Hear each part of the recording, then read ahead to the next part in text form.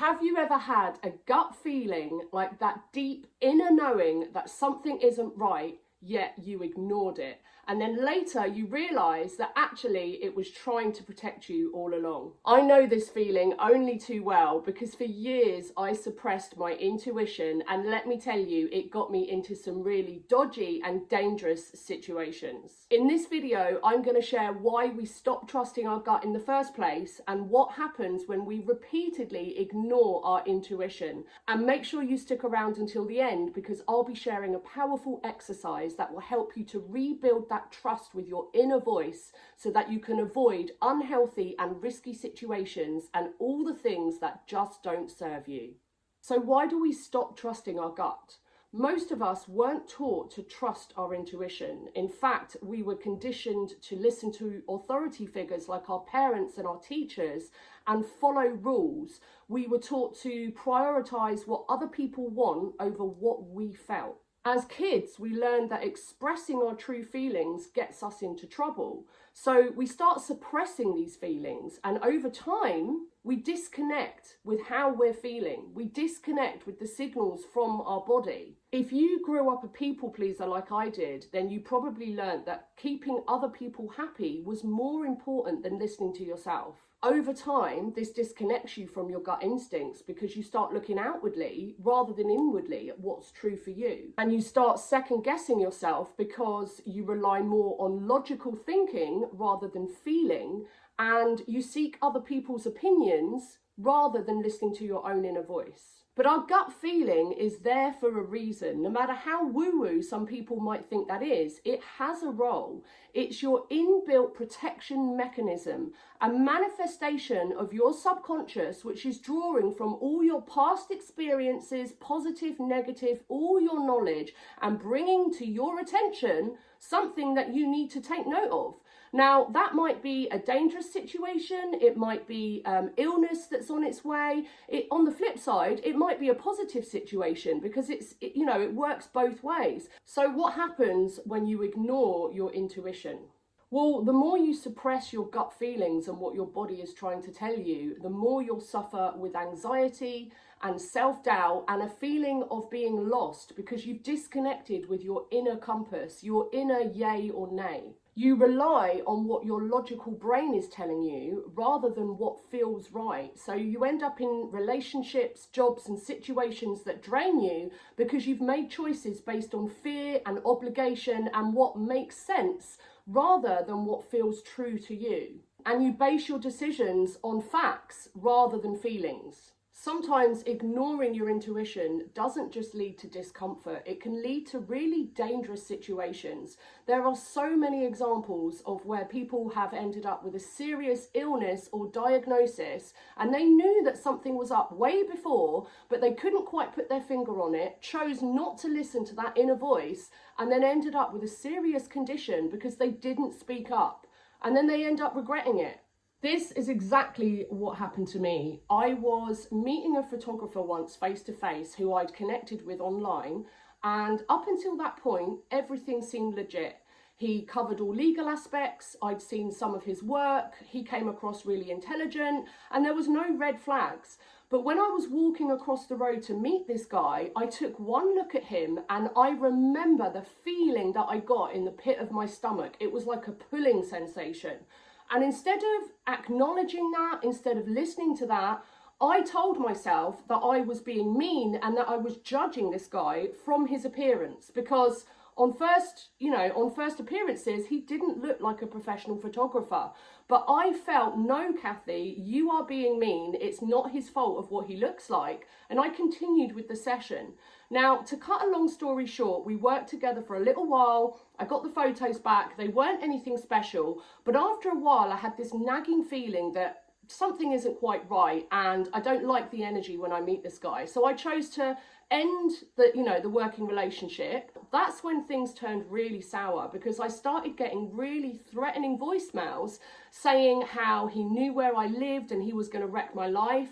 And I was really worried at the time. So I actually went to the police and said, I've got some concerns about this guy working with young girls advertising himself as a photographer. I'd done a bit of research at the time and I couldn't see that he had one of these ID numbers that you were meant to have as a professional photographer. So I took my concerns to the police and somehow he found out and actually threatened to sue me for defamation of character. And to be honest, I felt things were just getting out of hand. So I thought, you know what, I'm just going to drop the whole thing. I'm kind of scared for my own safety here because he did know where I lived. And I just left it. And for 3 months, I heard nothing. That was the end of it as far as I was concerned. 3 months later, I was driving to a radio gig. I was a radio presenter at the time, and I got a phone call out of the blue. Didn't recognise the number, and I answered, and it was the police. And they said, "Hi, this is, Officer such and such. Do you know?" And they said his name. And again, in that moment, my stomach sank. It was like I instantly went into fight or flight because I knew in my gut that something was wrong. And I really nervously said yes. And they said, basically, a girl has gone missing and we believe that she is with him. You can only imagine how I felt. Like, I felt responsible. I felt that I should have done more. And again, to cut a long story short, she was missing for a week. They ended up finding her in a bed and breakfast just outside of our local town.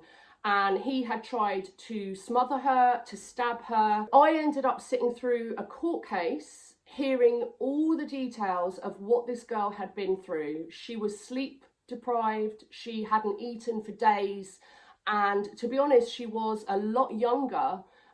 She basically believed this story that he was ex-SAS or Marine or something and had gone on the run and that they had to lay low. And obviously with no sleep and not eating, she wasn't able to think straight. Plus he was playing psychological games with her.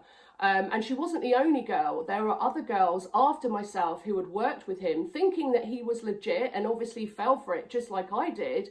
And some of the things that she had to they had to go through. I mean, one of the girls was suicidal and the whole thing was just really traumatic. He ended up getting 13 years for 4 different charges, which I won't go into now, but it was pretty serious stuff. It was on the front of all the local newspapers. He was declared, a psychopath. And the girl, incidentally, has moved on now. She's got her own family and she's doing great. But that trauma is always going to be there for her, for me, and for the other girls involved. And I can't help thinking back to that moment when I was walking across the road to meet him, and my instinct was, don't do this. It was literally, I was aware of the alert system going off inside me, and I told myself that I was being mean. I felt sorry for him. I couldn't tell what my body was trying to alert me to. Now, before I continue, I would love to hear from you. Have you ever ignored your intuition and then regretted it later on? Let me know in the comments what happened. And if you're liking this video, then hit subscribe for weekly content on how to heal from your past, reconnect with yourself, and step into your power. So, how can we rebuild trust with our intuition? Reconnecting with your intuition takes practice, but the more you listen to it, the stronger it gets. Pay attention to your body's signals. Often our intuition isn't this loud voice, it's subtle nuances in how we feel in the body. So start tuning in to how you feel in certain situations. Do you feel expansive, open, light and relaxed? Or do you feel like a heaviness or a tightness, an unease in your system where you're tense? Start noticing how your body reacts in different situations, because this is your intuition speaking to you.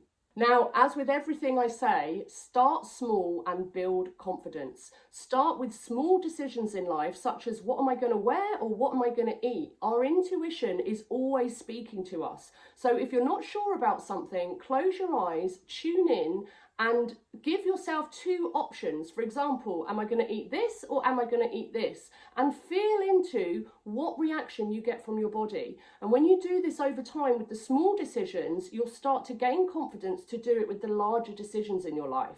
Build momentum over time, and you will start to learn to trust that sensation. Also, we want to quieten down the noise from outside. Quite often, if you're a people pleaser especially, you will look to other people to get their validation. So you'll seek their opinions on things when actually it may not be right for you.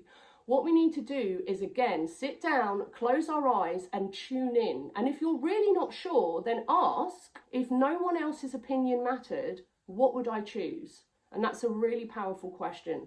Also, we want to reflect on past experiences, both where we listened to our intuition and where we ignored it, and notice what happened in each situation. Over time, when you see these patterns, you'll build self-trust because you'll realize that your intuition was actually right way more times than you gave it credit for. Give yourself permission to trust your gut. If you're a people pleaser, then you might feel guilty for putting your own needs over what other people want. But actually, just remind yourself that your intuition is there for a reason, and it is that inner wisdom guiding you towards what's best for you. Now, a powerful exercise that you can do to start tuning into your intuition if you're feeling disconnected is to find a quiet space, go and sit down, close your eyes, and just take a few deep breaths to cleanse. Now, I want you to think back to an experience or a memory that was a clear, warm, loving, connected experience. And I want you to hold that memory in your mind whilst you tune into your body and really notice how it feels. Is there a warmth? Is there a lightness? Is there an openness? Really tune in to the signals that your body is telling you. Now I want you to shake that experience off, and now I want you to do the opposite and think of an experience or a memory that was a clear no, where you felt shut off, where you felt heavy, tight, and tense in your body. And really tune into the subtle differences between this and the previous experience. Now, the difference between the two is your natural compass. Your natural yay or nay, that is your intuition speaking to you, telling you what is best for you and what isn't. You can use this compass to ask yourself any question. Start with a simple question like, shall I go for a walk today? Or shall I reach out to this person? Something that, you're not sure of and you need a clear answer. And then close your eyes, ask the question and tune into, does your body feel like that yes sensation or the no sensation that you just experienced? Either way, that is your intuition speaking to you. So start listening to it. I know how easy it is to lose that connection to your intuition, but I also know how powerful it is when you get that connection back. And by practicing these steps, you'll start strengthening your intuitive muscle again. It's not always going to feel easy, especially if you've been disconnected from your inner voice for a long time, but every small step towards trusting yourself makes a difference. Thanks for watching, guys. If you like this video, then hit the thumbs up and I'll see you in the next one.